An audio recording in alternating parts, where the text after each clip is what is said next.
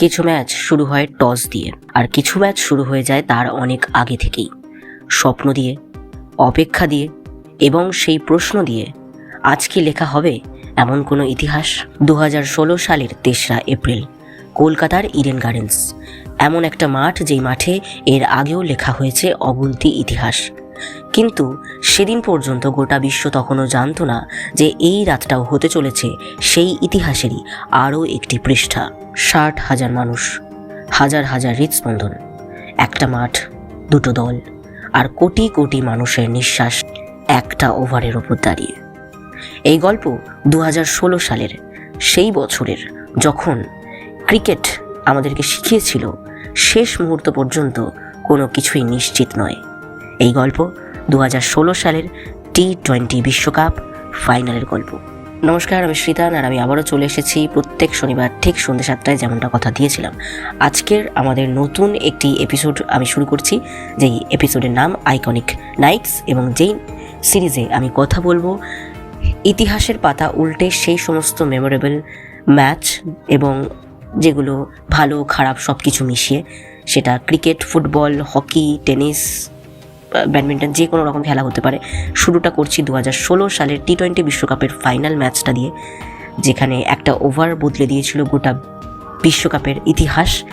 এবং আমি কেন 2016 সালের T20 বিশ্বকাপের ফাইনালটাকে বেছে নিলাম তার নেপথ্যে একটাই কারণ। এই মুহূর্তে 2026 সালে সোশ্যাল মিডিয়ায় সবচেয়ে বেশি যে ট্রেন্ডটা চলছে, যে 10 বছর আগে 2016 সালের ছবি সবাই পোস্ট করছে, 2016 সালের মোমেন্ট সবাই পোস্ট করছে।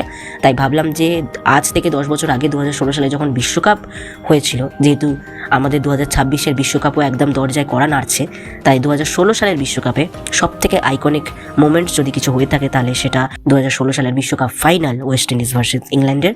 এবং আজ আমরা সেই আইকনিক নাইটের গল্প একবার মনে করার চেষ্টা করব এবং ফিরে দেখব ইতিহাসের পাতা উল্টে কি হয়েছিল সেই ম্যাচে। চলুন আর বেশি দেরি না করে ভিডিওটা শুরু করা যাক।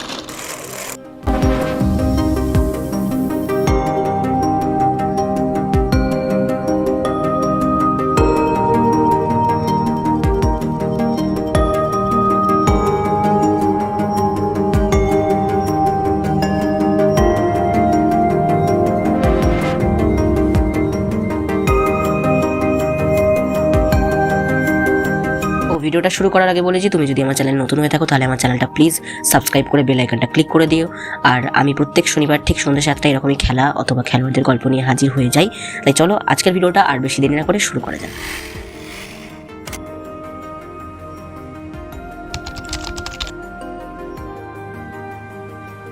ইংল্যান্ড এবং ওয়েস্ট ইন্ডিজ দুই দলই ফাইনালে এসেছে আলাদা আলাদা পথ বেয়ে।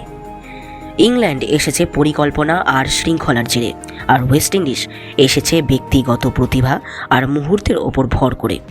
টস জিতে ইংল্যান্ড প্রথমে ব্যাটিং করার সিদ্ধান্ত নেয়, কারণ তারা জানতো ইডেন গার্ডেন্সে লো লাইটে সবচেয়ে বেশি চাপটা পড়ে রান তাড়া করা দলের ওপরেই।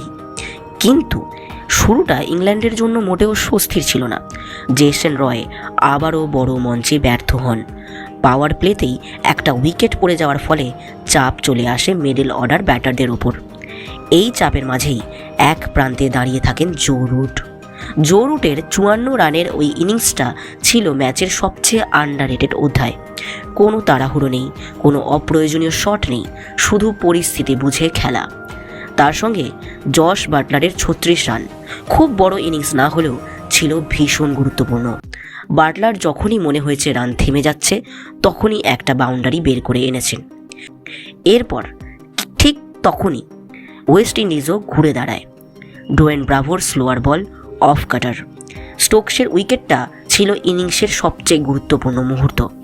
ওই উইকেটের পর ইংল্যান্ড আর বড় হতে পারেনি। শেষ দিকে উইকেট পড়ে পড়ে ইংল্যান্ড থামে 155 রানে। ফাইনালের জন্য এক অদ্ভুত স্কোর, না তো খুব বড় না তো খুব ছোট, অর্থাৎ ডিফেন্ড করাই যায়। তবে লো লাইটে রান চেস করাটাও ছিল আরও একটা বড় চাপ ওয়েস্ট ইন্ডিজের জন্য। চ্যাপ্টার 2তে চলুন এবার জানবো সেই গল্প। 156 রানের লক্ষ্য তাড়া করতে নেমে ওয়েস্ট ইন্ডিজ জানতো এই রান সম্ভব, কিন্তু ভুলের কোনো জায়গা নেই। সব দর্শক এবং ক্রিকেটারদের চোখ ছিল ক্রিস গেইলের দিকে।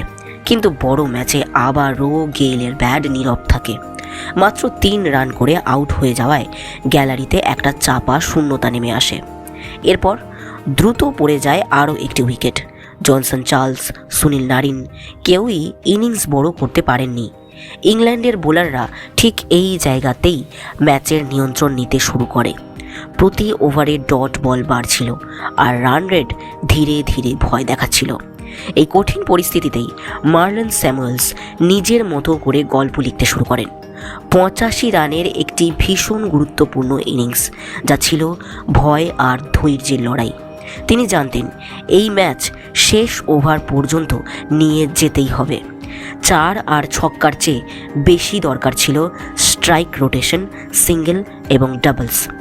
ডোয়েন ব্রাভোর 25 রানের ইনিংসটাও খুব ছোট হলেও ছিল ভীষণ গুরুত্বপূর্ণ। এই দুজন মিলে ম্যাচটাকে বাঁচিয়ে রাখেন, কিন্তু শেষ দিকে হিসাব ক্রমশ কঠিন হয়ে ওঠে। ওভার শেষ হতে থাকে, বল কমতে থাকে আর চাপ বাড়তে থাকে। শেষ ওভারের আগে স্কোরবোর্ডে যা লেখা ছিল সেটাই পুরো ম্যাচের সারাংশ। বল বাকি 6টা আর রান দরকার 19। এই জায়গায় ক্রিকেট আর ক্রিকেট খেলা থাকে না, এটা হয়ে যায় একটা মানসিক যুদ্ধ, যা আমরা জানবো আমাদের পরবর্তী চ্যাপ্টারে।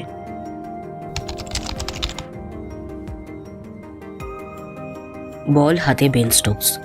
তখনও কেউ জানতো না এই ওভারটাই তার জীবনের সবচেয়ে কঠিন একটা স্মৃতি হয়ে থেকে যাবে। স্ট্রাইকে কার্লোস ব্র্যাথওয়েট। বড় নাম নয়, বড় অভিজ্ঞতাও নয়, কিন্তু তার চোখে তখন কোনো ভয়ও ছিল না। প্রথম বলটা ফুল লেন্থ ছিল আর ব্র্যাথওয়েট সেটাকে লং অনের ওপর দিয়ে পাঠিয়ে দেন গ্যালারিতে। ওভারের প্রথম ছক্কা।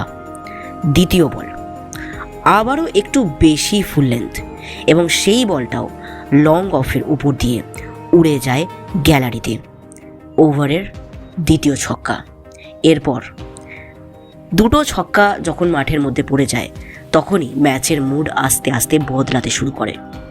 তৃতীয় বলে স্টোকস একটা স্লোয়ার দিতে চেয়েছিলেন, কিন্তু ব্র্যাথওয়েট সেটা আগেই পড়ে ফেলেন। মিড উইকেটের ওপর দিয়ে তৃতীয় ছক্কা। ইডেন গার্ডেন্স তখন আর বসে নেই। চতুর্থ বল, চাপের মধ্যে লাইন নষ্ট, ডিপ স্কোয়ার লেগ দিয়ে শেষ ছক্কা। 4 বলেই শেষ হয়ে যায় ফাইনাল। বল মাঠে পড়ার আগেই সবাই বুঝে যায় এই ওভার ক্রিকেট ইতিহাসের অংশ হয়ে গেছে, যেখানে ম্যাচ শেষ হলেও গল্প শেষ হয় না। কার্লোস ব্র্যাথওয়েট হাত তুলে দাঁড়িয়ে থাকেন, একজন অচেনা নায়ক যাকে ইতিহাস চিনে নেয়। মাইক থেকে ভেসে আসে সেই কণ্ঠস্বর, Carlos Brathwaite, remember the name. Carlos Brathwaite, remember the name. History for the West Indies. অন্য পাশে বেন স্টোকস মাঠে বসে পড়েন হতাশায়। একজন তরুণ যে শিখে নেয় একটা খেলা কতটা নিষ্ঠুর হতে পারে একটা প্লেয়ারের জন্য। অন্যদিকে ড্যারেন স্যামি, ওয়েস্ট ইন্ডিজের ক্যাপ্টেন, ট্রফি তুলে নেন তার হাতে। ওয়েস্ট ইন্ডিজ দ্বিতীয়বারের জন্য টি-20 বিশ্বকাপের বিশ্ব চ্যাম্পিয়ন হয়ে ওঠে এবং ইতিহাসের খাতায় নাম লিখিয়ে তোলেন প্রথম দল যারা 2 বার টি-20 বিশ্বকাপ জিতেছিলেন। কিন্তু এই ম্যাচটা শুধু ট্রফির জন্য মনে রাখা হয় না, মনে রাখা হয় সেই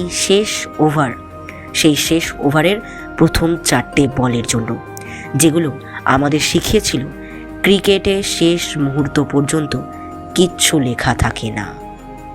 তো এই ছিল আজকের ভিডিও। 2016 সালের টি-20 ওয়ার্ল্ড কাপের final match, final over. 1 over 2 destiny, যেটা আমি থাম্বনেলে লিখেছি। সত্যিই তো, একটা ওভার, দুটো গন্তব্য। Carlos Brathwaite, Ben Stokes, West Indies, England. এবং ভিডিওটা শেষ করার আগে আমি একটা কথা বলে শেষ করতে চাইবো, ভিডিওটা যদি ভালো লাগে লাইক, কমেন্ট, শেয়ার এসব না। আজকের দিনে দাঁড়িয়ে 2026 সালে বেন স্টোকস ইংল্যান্ডের কত বড় মাপের একজন প্লেয়ার হয়ে উঠেছেন এবং গোটা বিশ্বের টপ লিস্টেড অলরাউন্ডারের মধ্যে একজন হয়ে উঠেছেন।